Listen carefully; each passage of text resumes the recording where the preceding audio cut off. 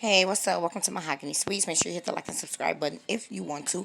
So, I just wanted to come and talk to y'all specifically about the plot to take down Monique. Who all was involved, who the players are, how this has morphed into even Jamal Bryant getting into it from being slung with him every way. So, Gigi, who is Monique's ex best friend, came out and stated, well, actually, no, let me not even start right there. So, on the television show, the ladies had a meeting to expose, a plot to expose Monique for having an affair with her trainer, and said that they were also going to add to it that the baby was not her husband's, but it was this trainer's baby. Candace was present at this plot meeting, and Candace told them, hey, you know what? Let's not go that far with the baby because the baby looked just like him, so that one won't rock. This is a thing that you got to understand. Monique and Candace were friends and ace coons. Candace said out her own mouth, we talk damn near every day. Monique said she was over at my house chilling with the family and all that. And Candace, as businesswoman friend, did not in this meeting say, no, we're not going to say the baby thing because that's too much. It's wrong. It's too far. No, she said, we're not going to go with the baby thing because the baby looks just like him. So that won't work. She, as being her friend, they feel comfortable enough to have this plot meeting with you. You are a participant in it. And how we know that Candace was a participant in it is because Candace admitted herself and was called out by Gizelle that she's the one who invited Sharice to this event, this party or whatever, behind Monique's back, and didn't even tell Monique she was going to be there. Now, for those wondering, like, because they was on the reunion acting like this plot is fictional, it didn't exist and all this, but Candace went on the live herself and admitted and confessed to the plot. And that's all out there and can be seen. Now, you got to look at it this way. A lot of people was asking why Monique is giving all her wrath to Candace and not the other ladies who have been hating on her, want to drag her, want this to happen. Well, you gotta see it as this: if these are my enemies and I know they don't like me, I would expect shit like that from them. If you are my friend and I look at you as we've been on the team, I'm not expecting any of my darts to come from you. And Candace was a willing participant in the takedown of Monique Samuels, right?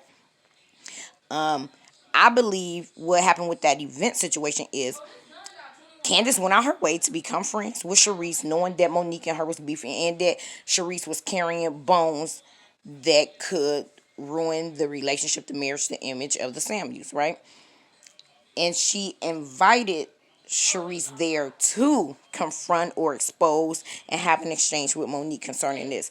I think what turned around and happened is once Sharice got to the event, Sharice chickened out. She either chickened out or her integrity came out, and she looked at it was like, for whatever reason, like, I'm not even about to do this.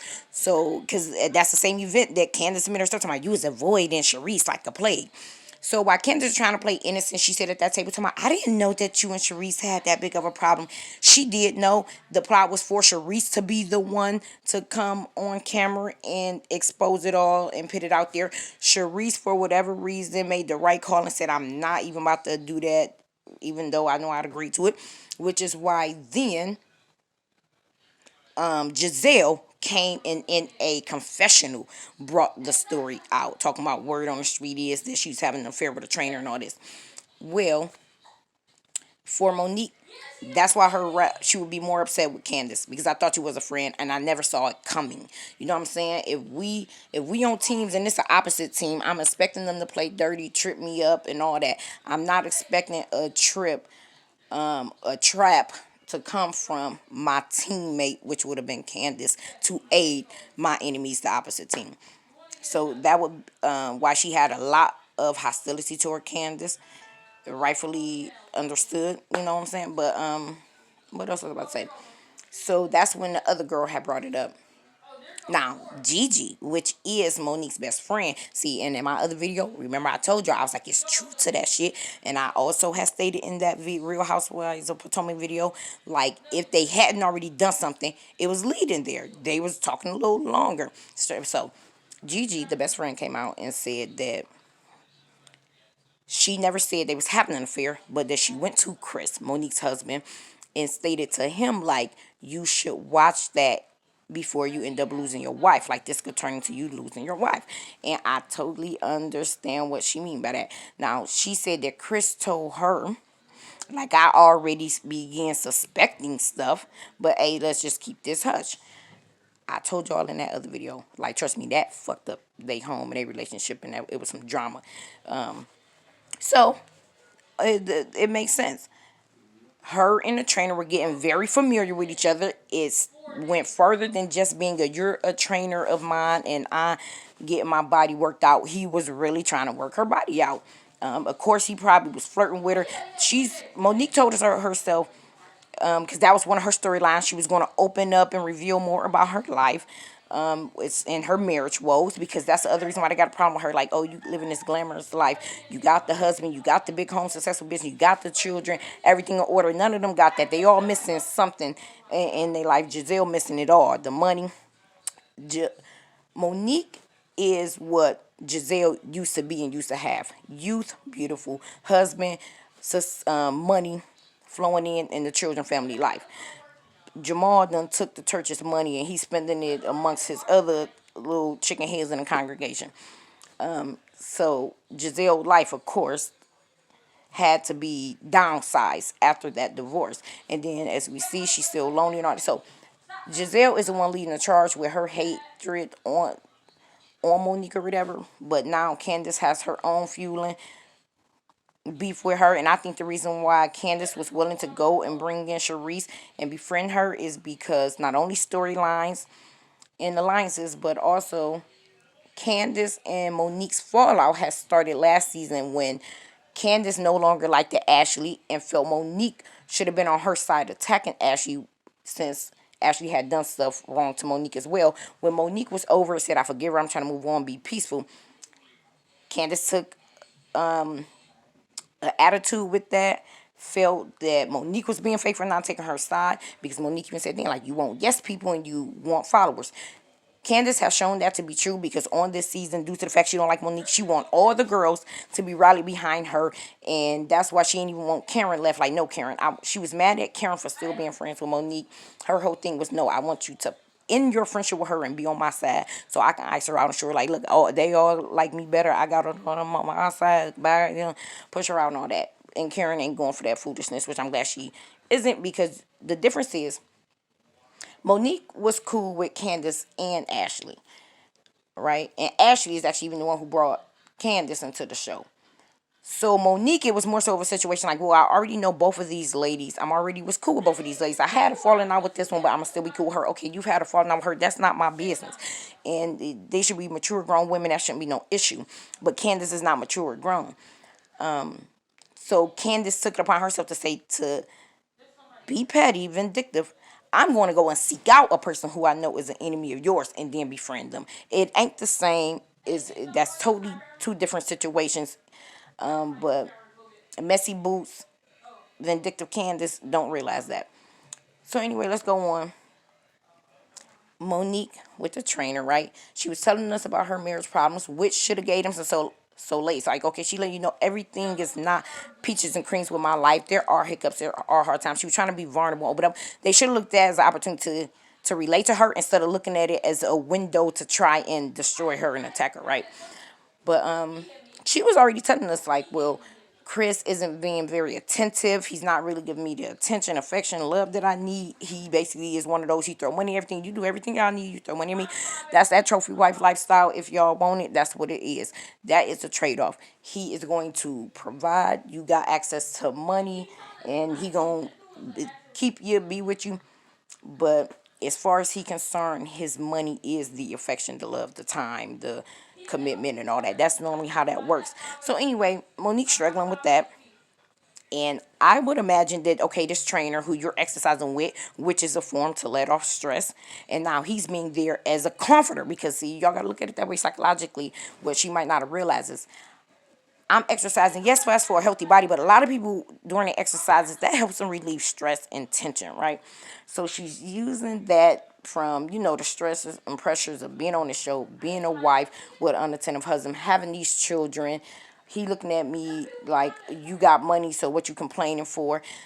And I'm releasing this stress, and this man is right here comforting me and helping me do it, right? That's creating a form of an emotional bond without even realizing it or knowing it.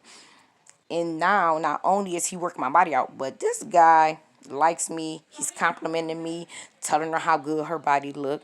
You know what I'm saying? Giving her, oh, you beautiful, you perfect, girl, you got it going on. Which a lot of trainers will do that, whether you male or female. They're going to compliment the people who they're training because that helps motivate them to do even better and stay on the right track and help build their confidence.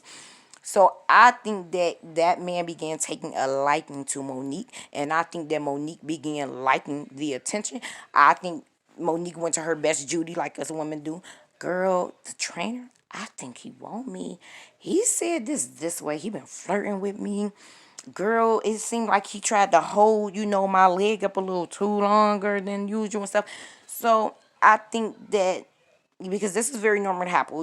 He's working on her body and slid her right into the bed on her back in a hotel room. It could happen. It could have went there. So I understand the best friend feeling like, okay, he's flirting with her. She's digging the attention now. This is normally how affairs start. It start off with innocent, basic stuff, and then it build into a full-blown affair. But instead of that best friend going to this woman's husband and telling him that, she should have talked to her best friend and said, y'all getting too close and familiar with each other. To make sure that you stay in self-control and don't jack yourself up, you should find you a new trainer. And it should have been that simple. She shouldn't have went to her husband and said anything. But instead, this woman hating, jealousy, misery, I don't know, just a bad call possibly, goes to this woman's husband and tell him that. And then he states himself that he was already having intuition that it was problems in how they were dealing with each other.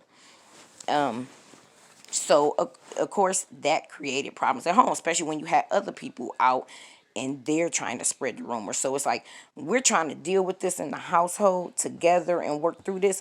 But that's kind of hard to do when you got your community and then, in essence, the world from them being on the show, all being involved, knowing what's going on. That comes with a form of embarrassment, humiliation for Chris, which is why I told y'all why he chose to enact her giving head when they was at that lake house, because he wanted to humiliate her. It was truth to it. I initially was even thinking then that it probably did not lead into actual full-blown sex, but flirtation and them talking and working out more than usual. Chris had already peeped it. That probably made him even more not want to give into her needs of wanting attention, and probably made him even harder on her, which means he was rejecting her even more. I told y'all she was in a doghouse and kissing ass. Everything that I had told y'all that I seen with that situation with Monique and this trainer rumor and stuff has come out to be true.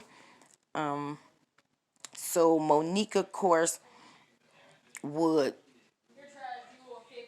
gave Candace somewhat the energy that she deserved, since that was a friend who had betrayed her. Like, right, you at my house every other day with me and my children, and you aid these women in trying to bring a chick on to expose me, reveal me, a lie, a plot to say it ain't my child. That ain't my husband's child and all of this. And it had caused problems at home for her. So she took all of that aggression and anger out on Candace. And I'm going to say that it's twofold. In one sense, I don't justify certain behaviors of hers, but I understand her thought process, her logic, and the immense stress and pressure that she was under that would cause her to become so enraged. Now, due to the fact that Gizelle is actually one who brought it to the show and said it, and has been just a problem since she first even came on that show, since she said she had 4 houses. Monique like, well, I'm going to come after Gizelle again. Because Monique is the one who exposed her boyfriend cheating in that, DUI or just a listening charge he had got or something like that, cheating on Gizelle. That I think his name was Shepard or Sherbert. But anyway, so Monique comes and says, well, you in a fake relationship with Jamal. This woman brought me this information stating that he said it was only for TV. He messing with this woman and all of that. And Gizelle tried to say it's all lies, it's not believable and all this, even though the number was correct. What's his name? So Jamal, though, comes out, he does a video. He states that everything that Monique said about this woman and with this woman was true, but that how about she ain't include the texts and messages that he basically was dogging this other woman out. But then he goes into saying that he got receipts on Monique and that Chris, he implied that Chris has CTE, which is it's like trauma to the brain, concussion to the brain from being hit so many times. A lot of boxers and football players get it from them, they're being tackled on the field or being punched in the head, and they say that the what CTE does is it makes a person violent, aggressive, and just lose self control of emotions and stuff like that. Might as well be artistic, I guess you can say autistic. But he tried to diagnose him with CTE. That's what Jamal did. I guess since he didn't have enough to come on Monique about, he was like, "Well, you coming after me, Giselle's fake man, ex-husband. I'm gonna come after your husband." So he was like, "Well, Chris has CTE. He aggressive and have a hard time." Well, he didn't say aggressive. He said he has a hard time controlling his emotions and temper. He was trying to imply that Monique is at home being beat on. And then he after talking about for his ex-football players, teammates and called me telling me that they worried about him and his behavior. I don't believe that that's true. I think if anything, he probably reached out to them and said, and lied to my, okay, I'm his pastor. What can you tell me? I don't know. But I think that he's lying about all of that. But he was like, this is the reason why Monique is coming out and behaving the way that she is, because at home her husband is not treating her right. I'm just like, whoa, is Jamal Bryant serious? Like, dude, you can't try and diagnose someone with a brain injury slash disease and then imply that he's beating on his wife at home.